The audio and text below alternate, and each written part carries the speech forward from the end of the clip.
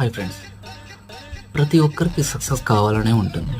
కానీ చాలా తక్కువ మందికి మాత్రమే సక్సెస్ వస్తుంది. ఎందుకంటే వాళ్ళందరికీ ఒక కామన్ క్వాలిటీ ఉంటుంది.